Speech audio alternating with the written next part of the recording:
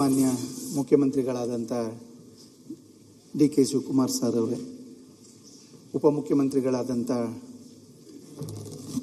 Doctor G Parameshwar ಅವರೇ, ವಿರೋಧ ಪಕ್ಷದ ನಾಯಕರಾದಂಥ ಆರ್ ಅಶೋಕ್ ಅವರೇ, ಹಾಗೂ ಎಲ್ಲ ಸಚಿವರೇ, ಎಲ್ಲ ಶಾಸಕರೇ, ಇದಕ್ಕೆ ಸಹಕಾರ ಮಾಡಿದಂಥ ಎಲ್ಲ ಅಧಿಕಾರಿಗಳೇ ಹಾಗೂ ಮಾಧ್ಯಮದವರು,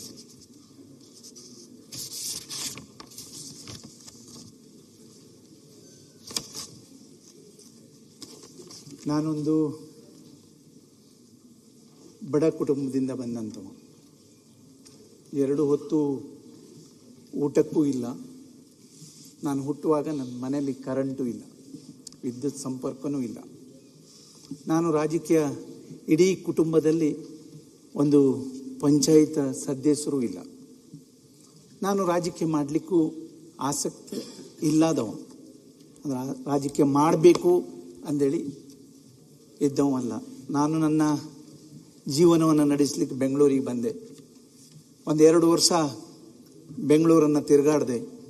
ಇಲ್ಲಿ ಎಲ್ಲ ಕೆಲಸವನ್ನು ಮಾಡಿದ್ದೇನೆ. ಹೋಟೆಲಲ್ಲಿ ಕೆಲಸ ಮಾಡಿದ್ದೇನೆ, ಗಾರ್ಮೆಂಟ್ಸಲ್ಲಿ ಕೆಲಸ ಮಾಡಿದ್ದೇನೆ. ಆನಂತರ ಮತ್ತೆ ಪುನಃ ಊರಿಗೆ ಹೋಗಿ ನಮ್ಮ ವೃತ್ತಿಯನ್ನು ಪ್ರಾರಂಭ ಮಾಡಿದೆ. ಅದರ ಜೊತೆಯಲ್ಲಿ ಹೋಟೆಲನ್ನು ಪ್ರಾರಂಭ ಮಾಡಿದೆ ಫಸ್ಟ್. ಅದರ ನಂತರ ಮೀನುಗಾರಿಕೆ ವೃತ್ತಿಯನ್ನು ಪ್ರಾರಂಭ ಮಾಡಿದೆ. ರಾಜಕೀಯದಿಂದ ಬಹಳ ದೂರ ಇದ್ದಂಥ ಕುಟುಂಬ. ಜಿಲ್ಲಾ ಪಂಚಾಯತ್ ಒಂದು 6 ತಿಂಗಳ ಇರುವಾಗ ಅಲ್ಲಿಯ ಆತ್ಮೀಯರಾಗಿದ್ದವರು, ಬಹಳ ಆತ್ಮೀಯರಾಗಿದ್ದವರು ಜಿಲ್ಲಾ ಪಂಚಾಯತ್ ಸದಸ್ಯರು.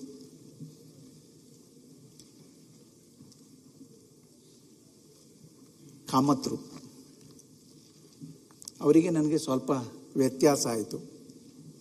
ಆ ಸಂದರ್ಭದಲ್ಲಿ ನಾನು ಅವ್ರಿಗೆ ಹೇಳಿದೆ, ನೀವು ಬಿಸ್ನೆಸ್ ಮಾಡಿ, ನಾನು ರಾಜಕಾರಣ ಮಾಡ್ತೀನಿ ಅಂದೆ. ಆ ಸಂದರ್ಭದಲ್ಲಿ ಅವ್ರು ಹೇಳಿದ್ರು, ರಾಜಕೀಯ ಅಷ್ಟು ಸುಲಭ ಅಲ್ಲ, ಏನೋ ವ್ಯತ್ಯಾಸ ಆಯಿತು, ಸುಧಾರಿಸ್ಕೊಂಡು ಹೋಗುವ ಅಂದೇಳಿ ಸುಧಾರಿಸ್ಕೊಂಡು ಹೋದ್ರು ನಾವು. ಆ ಸಂದರ್ಭದಲ್ಲಿ ಇಲೆಕ್ಷನ್ ಡಿಕ್ಲೇರ್ ಆಯಿತು 1-2-3 ತಿಂಗಳ ನಂತರ. ಆಗ ಹೋಗಿ ನಾಮಿನೇಷನ್ ಕೊಟ್ಟೆ. ಎಲ್ಲರೂ ಸೇರಿ ನನಗೆ ವಾಪಸ್ ತೆಗೀತಾರೆ ನಡಿ. ಯಾಕೆಂದರೆ BJPಯಲ್ಲಿ ನಿಂತವರು ನಾಯಕರು ಗಣೇಶ್ ನಾಯ್ಕ್ ಅಂದೇಳಿ ಅವರು ಆತ್ಮೀಯರಾಗಿದ್ದರು. ಈ ಕಡೆ ಕಾಂಗ್ರೆಸ್ಸಲ್ಲಿ ಇದ್ದವರು ಶ್ರೀಪಾದ್ ಕಾಮತ್ರು 2 ಟರ್ಮ್ ಜಿಲ್ಲಾ ಪಂಚಾಯತ್ ಸದಸ್ಯರಾದರು. ಇಲ್ಲ, ನಿನ್ನಿಂದರಿಂದ ನನಗೂ ಏನು ಆತಂಕ ಇಲ್ಲ. BJPಯವರು ಹೇಳಿದ್ರು, ನನಗೂ ಏನೂ ಆತಂಕ ಇಲ್ಲ, ನಮ್ಗೆ ಲಾಭನೇ ಆಗ್ತದೆ ಅಂತ ಹೇಳಿದ್ರು.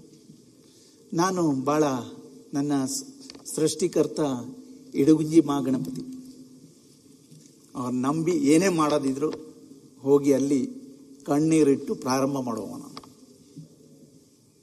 ಅಲ್ಲಿ ಹೋಗಿ ದೇವರ ಹತ್ರ ಕೇಳ್ಕೊಂಡೆ, ನನಗೇನು ಗೊತ್ತಿಲ್ಲ, ಕುಟುಂಬದವರಿಗೂ ಗೊತ್ತಿಲ್ಲ, ಪ್ರಾರಂಭ ಮಾಡ್ತೀನಿ, ನಿನ್ನ ಇಚ್ಛೆ ಅಂತ ಹೇಳಿ ಬಂದು ನಾಮಿನೇಷನ್ ಕೊಟ್ಟು ಪ್ರಾರಂಭ ಮಾಡಿದೆ. ಜಿಲ್ಲಾ ಪಂಚಾಯತ್ ಕ್ಷೇತ್ರ ಮಾವಳ್ಳಿ ಜಿಲ್ಲಾ ಪಂಚಾಯತ್ ಕ್ಷೇತ್ರ, ಮುರುಡೇಶ್ವರ, ಬೈಲೂರು ಮತ್ತು ಈ ಕಡೆ ಕೈಕಿಣಿ ಅಂತ ಗ್ರಾಮ ಪಂಚಾಯತ್. 180 ಓಟಲ್ಲಿ ನಾನು ಗೆದ್ದೆ. ನಾನು ಸೋತೆ ಅಂದೇಳಿ ಎಲ್ಲರೂ ಗೆದ್ದವರು ವಿಜೃಂಭಣೆ ಆಚರಿಸ್ತಾವ್ರೆ. ಲಾಸ್ಟ್ 2 ಗಂಟೆ ನಂತರ ನಾನೇನೋ ಮನೆಗೆ ಬರ್ತಾ ಇದ್ದೆ. ಆಗ ಹೇಳಿದ್ರು, ಇಲ್ಲ 180 ಓಟಲ್ಲಿ ನೀವು ಗೆದ್ದಿದ್ದೆ ಅಂತ.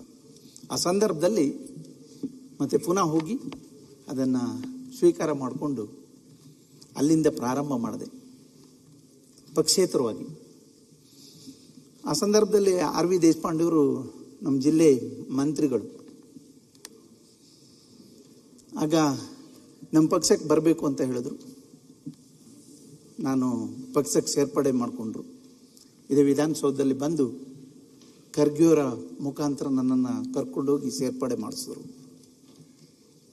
ನಮ್ಮ ದೇಶದ ಈಗಿನ ಅಧ್ಯಕ್ಷರು ಅವರು ಭಾಳ ಪ್ರೀತಿಯಿಂದ ನನ್ನನ್ನು ಸೇರಿಸ್ಕೊಂಡ್ರು. ಅದರ ನಂತರ ಜಿಲ್ಲಾ ಪಂಚಾಯತ್ ಉಪಾಧ್ಯಕ್ಷ ಮಾಡಿದ್ರು 20 ತಿಂಗಳ. ಆಗ 20 ತಿಂಗಳಾಯಿತು. ನನ್ನ ಕೆಲಸ ಸಾಮಾನ್ಯ ಜನರದ್ದು, ಬಡವರದ್ದು ಕೆಲಸ ಮಾಡೋದು. ಅದು ಬಿಟ್ಟು ಬೇರೆ ಏನೂ ಗೊತ್ತಿಲ್ಲ. ನಾನು ದುಡಿದ ಹಣದಲ್ಲೂ ಯಾರಿಗೆ ಕಷ್ಟ ಅಂತ ಹೇಳಿದ್ರು ಅವರಿಗೆ ಕೊಡೋದು.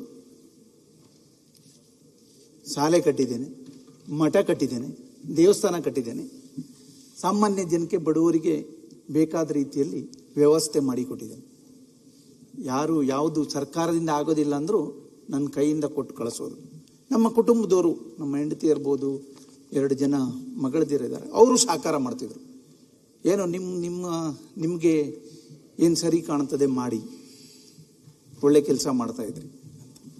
ಆನಂತರ ಮತ್ತೆ ಪುನಃ ಇಡೀ ತಾಲೂಕಲ್ಲಿ ಒಂದೇ ಜಿಲ್ಲಾ ಪಂಚಾಯತ್ ಕ್ಷೇತ್ರ ಇಟ್ಟರು. ಕೆಟಗರಿಯನ್ನು ಎಲ್ಲ ತೆಗೆದು ನನಗಲ್ಲೂ ನಿಲ್ದಿದ್ದ ಹಾಗೆ ಆಯಿತು. ಒಂದಿತ್ತು ಜಾಲಿ ಜಿಲ್ಲಾ ಪಂಚಾಯತ್ ಕ್ಷೇತ್ರ. ದೇಶಪಾಂಡೆ ಸಾಹೇಬ್ರ ಹತ್ರ ಮತ್ತೆ ಹೋದೆ, ನನಗೆ ಟಿಕೆಟ್ ಕೊಡಬೇಕು ಅಂತ ಕೇಳಿದೆ. ಎಲ್ಲ ಸಾಧ್ಯ ಆಗೋದಿಲ್ಲ, ಕಷ್ಟ ಆಗ್ತದೆ, ಒಂದೇ ಜನರಲ್ ಇದೆ ಅನ್ನೋದು. ಇಲ್ಲ, ನಾನು ನಿಲ್ತೀನಿ ಹಾಗಾದರೆ ಅಂದೆ. ನಿಲ್ಬೇಡ ಅಂತ ಹೇಳಿದ್ರು. ಆದರೂ ಅವ್ರ ಹತ್ರ ವಿನಂತಿ ಮಾಡಿಕೊಂಡೆ, ನಾನು ನಿಂತು ಗೆದ್ದು ಬರ್ತೀನಿ ಅಂತ ಹೇಳಿದೆ. ಹೋಗಿ ಅಲ್ಲಿ ನಿಂತು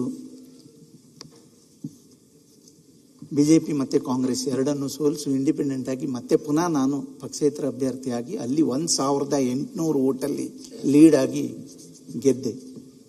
2010ರಲ್ಲಿ, 2005 ಮುಗಿದು 10ರಲ್ಲಿ. ಹಾಗೆ 13ರಲ್ಲಿ ಮತ್ತೆ ಪುನಃ ವಿಧಾನಸಭೆ ಎಲೆಕ್ಷನ್, MLA ಎಲೆಕ್ಷನ್ ಬಂತು. ಹಾಗೂ ನಾನು ಪಕ್ಷದವ್ರ ಹತ್ರ ಎಲ್ಲರ ಹತ್ರ ಕೇಳಿದೆ, ನಾನು ಗೆಲ್ಲಿಕ್ಕೆ ಅವಕಾಶ ಅದೇ, ಟಿಕೆಟ್ ಕೊಡಿ ಅಂತ.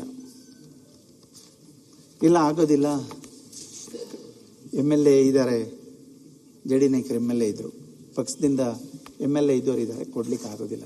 ಆ ಸಂದರ್ಭದಲ್ಲೂ ಹೇಳಿದೆ, ನಾನು ಮತ್ತೆ ಬೇರೆ ಪಕ್ಷಕ್ಕೆ ಹೋಗೋದಿಲ್ಲ, ನಾನು ಪಕ್ಷೇತರನಾಗಿ ನಿಲ್ತೀನಿ ಅಂತೇಳಿ ಹೇಳಿದೆ. ಆ ಸಂದರ್ಭದಲ್ಲೂ ನನ್ನ ಕ್ಷೇತ್ರದ ಜನ ನನಗೆ 10,000 ಲೀಡಲ್ಲಿ ಶಾಸಕರಾಗಿ ಮತ್ತೆ ಪುನಃ ವಿಧಾನಸೌಧಕ್ಕೆ ಕಳಿಸೋದು. ನಾನು ಯಾವತ್ತೂ ನನ್ನ ಕ್ಷೇತ್ರದ ಜನ ಅವರನ್ನು ದೇವರು ಅಂತ ತಿಳ್ಕೊಂಡಿದ್ದೇನೆ. ಅವರ ಆಶೀರ್ವಾದದಿಂದ 2018ಕ್ಕೆ ಸ್ವಲ್ಪ 5,000 ಮತದಲ್ಲಿ ಸೋತೆ. ನಾನು ಕಾಂಗ್ರೆಸ್ ಪಕ್ಷದಿಂದ ನಿಂತು ಸೋತೆ. ಆನಂತರ ಮತ್ತೆ ಪುನಃ ಮುಖ್ಯಮಂತ್ರಿಗಳು ಹತ್ರ ಬಂದೆ, ಸರ್ ನಾನು ಸೋತೆ ಅಂತ ಹೇಳಿದೆ. ಅವರು ಒಂದು ಮಾತು ಹೇಳಿದ್ರು, ಇವತ್ತಿನಿಂದನೇ ಕೆಲಸ ಪ್ರಾರಂಭ ಮಾಡು, ಇದು ಸೋಲಲ್ಲ, ಜಾಗ್ರತೆ, ಇದು ಮುಂದೆ ಒಳ್ಳೇದಾಗ್ತದೆ.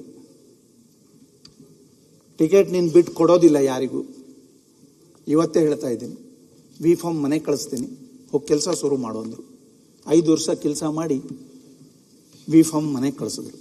ಈ B.Pharm ಜೊತೆಲಿ ಬೇರೆ ಬೇರೆನೂ ಮನೆಗೆ ಕಳಿಸಿದ್ರು.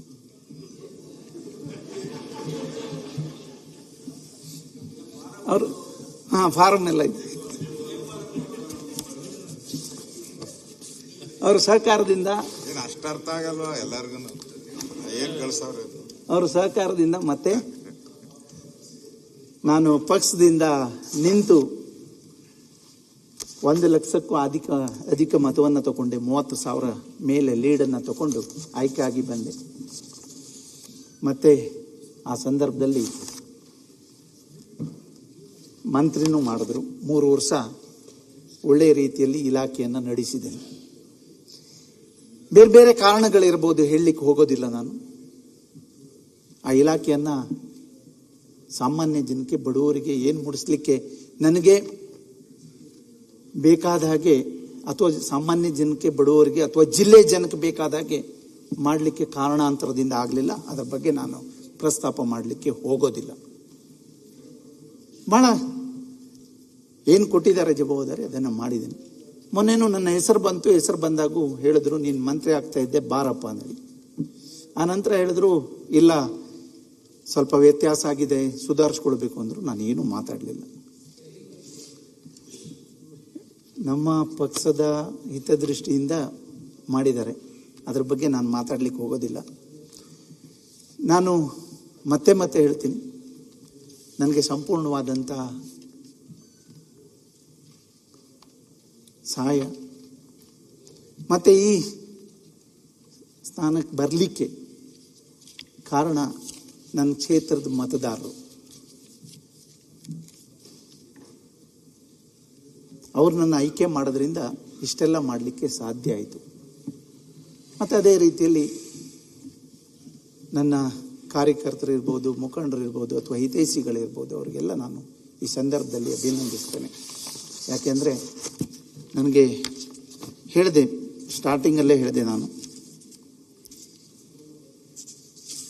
ಏನೂ ಗೊತ್ತಿಲ್ಲ, ಏನೂ ಆಸೆ ಇಲ್ಲ, ಇಲ್ಲಿಗೆ ತಂದು ನಿಲ್ಲಿಸಿದ್ದಾರೆ ನನ್ನ ಕ್ಷೇತ್ರದ ಜನ. ಅವ್ರಿಗೋಸ್ಕರ ಎಲ್ಲರ ಸಹಕಾರ ತಗೊಂಡು ಕ್ಷೇತ್ರದ ಜನಕ್ಕೆ ಏನಾಗಬೇಕು ಅದರಲ್ಲೂ ಜವಾಬ್ದಾರಿ ಕೊಟ್ಟಿದ್ದಾರೆ ಉಪಸಭಾಧ್ಯಕ್ಷರಾಗಿ. ಇದು ಈ ರಾಜ್ಯದ ಸಾಮಾನ್ಯ ಜನಕ್ಕೆ, ಬಡವರಿಗೆ, ಕಟ್ಟಕಡೆ ವ್ಯಕ್ತಿಗೆ, ಎಲ್ಲರೂ ಇಲ್ಲಿ ಶಾಸಕರಿದ್ದೀರಿ, ನೀವು ನಿಮ್ಮ ಕ್ಷೇತ್ರ ಸಲುವಾಗಿ ಹೇಳ್ತೀರಿ ಅನ್ನೋದು ಗೊತ್ತಿರ್ತದೆ. ನನಗೆ ಕಷ್ಟ ಗೊತ್ತಿದೆ. ಹಾಗಾಗಿ ಎಲ್ಲರ ವಿಶ್ವಾಸಕ್ಕೆ ತಗೊಂಡು ಈ ರಾಜ್ಯದ ಜನಕ್ಕೆ ನ್ಯಾಯ ಕೊಡುವಂಥ ಕೆಲಸವನ್ನು ಈ ಸ್ಥಾನದಲ್ಲಿ ಕುಂತು ಮಾಡ್ತೀನಿ ಅಂತೇಳಿ ನಿಮಗೆ ಹೇಳಲಿಕ್ಕೆ ಇಷ್ಟಪಡ್ತೀನಿ. ಅದರ ಜೊತೆಯಲ್ಲಿ ಮುಖ್ಯಮಂತ್ರಿಗಳು, ಉಪಮುಖ್ಯಮಂತ್ರಿಗಳು, ವಿರೋಧ ಪಕ್ಷದ ನಾಯಕರು, ಅರವಿಂದ್ ಬೆಲ್ಲಾದವರು, ಸುರೇಶ್ ಬಾಬು ಅವರು, ದಿನಕರ್ ಶೆಟ್ಟರು, ಆರ್ ವಿ ದೇಶಪಾಂಡೆ ಸಾಹೇಬರು, ಎಚ್ ಡಿ ತಮ್ಮಯ್ಯ ಅವರು, ಯಶ್ಪಾಲ್ ಸುವರ್ಣ ಅವರು, ಹರೀಶ್ ಪೂಂಜಾ ಅವರು, ಇವರೆಲ್ಲ ನನ್ನ ಬಗ್ಗೆ ಬಹಳ ಹತ್ತಿರದಿಂದ ತಿಳ್ಕೊಂಡು ಮಾತಾಡಿದರು. ತಮಗೆಲ್ಲರಿಗೂ ಅಭಿನಂದಿಸ್ತೀನಿ. ಕರ್ನಾಟಕದ ವಿಧಾನಸಭೆ ಪ್ರಜಾಪ್ರಭುತ್ವ ಅತ್ಯಂತ ಮಹತ್ವದ ವೇದಿಕೆಯಾಗಿದೆ. ಈ ಪವಿತ್ರವಾದ ಸದನದ ಗೌರವ, ಘನತೆ, ಸಂಪ್ರದಾಯ ಮತ್ತು ಪ್ರಜಾಪ್ರಭುತ್ವದ ಮೌಲ್ಯವನ್ನು ಕಾಪಾಡುವುದು ನನ್ನ ಈ ಉಪಸಭಾಧ್ಯಕ್ಷನಾಗಿ ನನ್ನ ಪ್ರಮುಖ ಜವಾಬ್ದಾರಿಯನ್ನಲ್ಲಿ ನಾನು ತಿಳ್ಕೊಂಡಿದ್ದೇನೆ. ಹಾಗಾಗಿ ಎಲ್ಲೂ ವ್ಯತ್ಯಾಸ ಆಗದೇ ಇರುವ ಹಾಗೆ ನಿಮ್ಮೆಲ್ಲರ ಸಹಕಾರದಿಂದ ನಾನು ಈ ಜವಾಬ್ದಾರಿಯನ್ನು ನಿಭಾಯಿಸ್ತೇನೆ ಎಂದು ಹೇಳಿ ನಮಗೆಲ್ಲರಿಗೂ ಧನ್ಯವಾದವನ್ನು ಹೇಳಿ ನನ್ನ ಮಾತನ್ನು. ಈಗ BSc ಮೀಟಿಂಗ್ ಇದೆ, ಅದಾದಮೇಲೆ ನಾನು ಈ ಪ್ರಶ್ನೋತ್ತರ ಸಮಯವನ್ನು ತೆಗೆದುಕೊಳ್ತೀನಿ. ಅಲ್ಲಿವರೆಗೆ ವಿಧಾನಸಭೆಯನ್ನು 3 ಗಂಟೆವರೆಗೆ ಮುಂದೂಡಲಾಗಿದೆ.